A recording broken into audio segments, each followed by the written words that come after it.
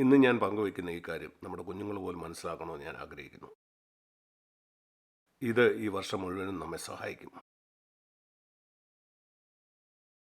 ചിലപ്പോൾ നമ്മൾ പറയുന്ന ഉപദേശങ്ങൾ മനസ്സിലാക്കാനായിട്ട് വളരെ കടുപ്പമായിരിക്കും. വാക്യങ്ങളൊക്കെ പറഞ്ഞ് പലപ്പോഴും നമ്മുടെ തലയുടെ മേളിൽ കൂടെ പോകും. ഇന്ന് ഞാനൊരു വാക്യം വായിക്കാം. 1 യോഹന്നാൻ 1-ാം അധ്യായം 7-ാം വാക്യം. ഇത് വളരെ ലളിതമായി നമുക്ക് മനസ്സിലാക്കാനായിട്ട് ശ്രമിക്കാം. ഇവിടെ പറയുന്നത് ഈ 1 യോഹന്നാൻ 1:7 അവൻ വെളിച്ചത്തിൽ ഇരിക്കുന്നത് പോലെ നാമും വെളിച്ചത്തിൽ നടക്കുന്നുവെങ്കിൽ നമുക്ക് തമ്മിൽ കൂട്ടായ്മയുണ്ട്. അവൻ്റെ പുത്രനായ യേശുവിൻ്റെ രക്തം സകല പാപവും പോക്കി നമ്മെ ശുദ്ധീകരിക്കുന്നു. ഒന്നാമതായിട്ട് ഞാൻ പറയട്ടെ, നമ്മുടെ പാപത്തിൻ്റെ ശുദ്ധീകരണത്തിനായിട്ട് ഒറ്റ വഴി മാത്രമേ ഉള്ളൂ. നമ്മുടെ പാപം ഒരു വലിയ പ്രശ്നമാണ്. ഇത് പരിഹരിക്കാനായിട്ട് മറ്റൊരു വഴിയുമില്ല. അതിനുവേണ്ടി നിങ്ങളെ തന്നെ ശിക്ഷിക്കാം. അങ്ങനെ പല കാര്യവും നിങ്ങൾക്ക് ദൈവത്തെ സേവിക്കാം. എന്നാൽ ഇതൊന്നും പാപം പരിഹരിക്കില്ല. അതിൻ്റെ ശിക്ഷ ന്യായവിധിയാണ്. യേശു ആ ന്യായവിധിയാണ് എടുത്തത്. യേശുവിൻ്റെ രക്തമെന്ന് പറയുമ്പം അതിൻ്റെ അർത്ഥം യേശുവിൻ്റെ മരണമെന്നാണ്. കാരണം അവൻ തൻ്റെ രക്തം ഒഴുക്കിയപ്പം അവൻ മരിച്ചു. പഴയ നിയമത്തിൽ ഇപ്രകാരം ഒരു വാക്യം നാം വായിക്കുന്നുണ്ട്: ഒരു മനുഷ്യൻ്റെ ജീവൻ അവൻ്റെ രക്തത്തിലാണ്. രക്തം പോയാൽ അവൻ മരിക്കും. അതുകൊണ്ട് എപ്പോഴൊക്കെ യേശുവിൻ്റെ രക്തത്തെപ്പറ്റി സംസാരിക്കുമോ അത് യേശുവിൻ്റെ മരണത്തെക്കുറിച്ചാണ് പറയുന്നത്. എന്തുകൊണ്ടാണ് യേശു മരിച്ചത്? എന്തുകൊണ്ടാണ് തൻ്റെ മകനെ മരിക്കാനായിട്ട് ദൈവം ഈ ഭൂമിയിലേക്ക് അയച്ചത്? കാരണം നമ്മുടെ പാപത്തിൻ്റെ ശുദ്ധീകരണത്തിന് അതേ വഴിയുള്ളായിരുന്നു. അതുകൊണ്ട് എൻ്റെ പാപം ശുദ്ധീകരിക്കപ്പെടണമെന്ന് ഞാൻ ആഗ്രഹിക്കുന്നെങ്കിൽ ഇതാണ് ആ വ്യവസ്ഥ.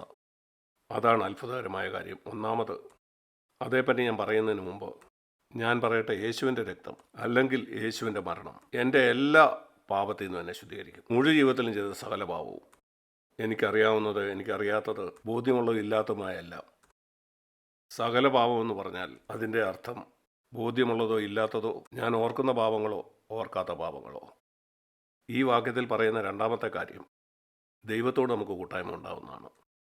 ദൈവത്തോടുള്ള ബന്ധത്തെ തടയുന്ന ആ പാപം നമുക്കും ദൈവത്തിനും ഇടയിൽ നിന്ന് മാറ്റപ്പെട്ട് കഴിഞ്ഞാൽ നമുക്ക് ദൈവത്തോട് കൂട്ടായ്മ കൂടാൻ കഴിയും. ഈ കൂട്ടായ്മ വളരെ മനോഹരമായൊരു കാര്യമാണ്. ദൈവത്തോട് നമുക്ക് വളരെ അടുത്തിരിക്കാനായിട്ട് കഴിയും. ഒരടുത്ത സുഹൃത്ത് സംസാരിക്കുന്ന പോലെ നമുക്ക് ദൈവത്തോട് സംസാരിക്കാൻ കഴിയും. നമ്മുടെ ജീവിതത്തിൻ്റെ എല്ലാ സാഹചര്യത്തിലും നമുക്ക് അവനോട് ചേർന്ന് നടക്കാനായിട്ട് കഴിയും. നിങ്ങളുടെ കൊച്ചു കൊച്ചു പ്രശ്നങ്ങളും നിങ്ങൾക്ക് അവനോട് പറയാം. വലിയ പ്രശ്നമാണെങ്കിലും അവനോട് പറയാം. അവൻ അത് പരിഹരിക്കും. അതുകൊണ്ട് ഈ 2 അത്ഭുതകരമായ വാഗ്ദാനങ്ങൾ, ഒന്ന്, എൻ്റെ സകല പാപവും മാറ്റി എന്നെ ശുദ്ധീകരിക്കും. അതുതന്നെ എത്ര വലിയ കാര്യമാണ്. രണ്ടാമത്, ഈ അഖിലാണ്ടത്തെ ചലിപ്പിക്കുന്ന അവനുമായിട്ട് എനിക്ക് കൂട്ടായ്മ കൂടാൻ കഴിയും. അവൻ എൻ്റെ പിതാവാണ്. അതിൻ്റെ വ്യവസ്ഥ എന്നാ? ഒറ്റ വ്യവസ്ഥയുള്ളൂ. എത്രയോ അത്ഭുതകരമാണ്. നാം വെളിച്ചത്തിൽ നടക്കുന്നുവെങ്കിൽ, അവൻ്റെ കൽപ്പന കാക്കുന്നത് കൊണ്ടല്ല, അത് എത്രയോ വലിയൊരു വ്യവസ്ഥയാണ്. ആ വ്യവസ്ഥകളെല്ലാം പാലിച്ചോ എന്ന് എനിക്ക് എങ്ങനെ അറിയാനായിട്ട് കഴിയും? എന്നാൽ നാം വെളിച്ചത്തിൽ നടക്കുകയാണെങ്കിൽ ഈ 2 മനോഹരമായ വാഗ്ദാനങ്ങൾ എൻ്റേതാവും. എൻ്റെ സകല പാപങ്ങളും എന്നിൽ നിന്ന് മായ്ക്കപ്പെടും. അതുപോലെ എനിക്ക് അവനോട് കൂട്ടായ്മ നടക്കാൻ കഴിയും. എൻ്റെ സ്വർഗീയ പിതാവിനോടുള്ള കൂട്ടായ്മയിൽ എല്ലാ ദിവസവും.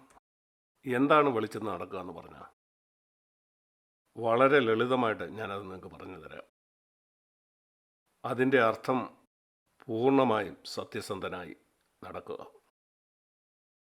അത്രേ ഉള്ളൂ. നിങ്ങൾക്കറിയാമോ, ആളുകൾ സാധാരണ ഇരുട്ടത്ത് എന്താണ് ചെയ്യാറുള്ളത്?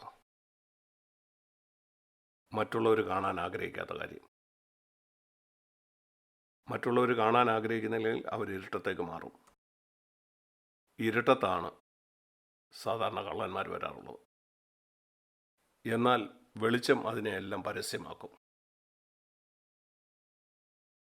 അതിനർത്ഥം എനിക്കറിയാവുന്ന എല്ലാ കാര്യത്തിലും ഞാൻ പൂർണ്ണ സത്യസന്ധനായിരിക്കണം. എനിക്കറിയാത്ത ഒത്തിരി വിഷയങ്ങൾ കാണും, അതല്ല കാര്യം. അതുകൊണ്ട് ഇവിടെ ഇരിക്കുന്ന എല്ലാവരോടും, കുഞ്ഞുങ്ങളോടുൾപ്പെടെ പ്രായമുള്ളവരോടും എനിക്ക് പറയാനൊന്നേ ഉള്ളൂ. നിങ്ങൾ ഈ കാര്യത്തിന് തയ്യാറാണെങ്കിൽ ശ്രദ്ധിച്ച് കേൾക്കുക. ഞാൻ പറയട്ടെ, നിങ്ങൾ ചിന്തിക്കുന്ന പോലെ ഇത് അത്ര നിസ്സാരമല്ല. പൂർണ്ണമായിട്ട് നിങ്ങൾ സത്യസന്ധനാകാനായിട്ട് ആഗ്രഹിക്കുന്നുണ്ടെങ്കിൽ നിങ്ങളുടെ കഴിവിൻ്റെ അറ്റത്തോളം ദൈവത്തോട് നിങ്ങളുടെ ജീവിതത്തിൻ്റെ എല്ലാ കാര്യത്തിലും, മനുഷ്യനോടല്ല, റോമൻ കത്തോലിക്കരെ പോലെ നമ്മൾ പോയി മനുഷ്യരോടല്ല ഏറ്റു പറയുന്നു, ദൈവത്തോട് മാത്രം. നിങ്ങളുടെ ഭാര്യയോടോ നിങ്ങളുടെ ഭർത്താവിനോടോ അല്ല.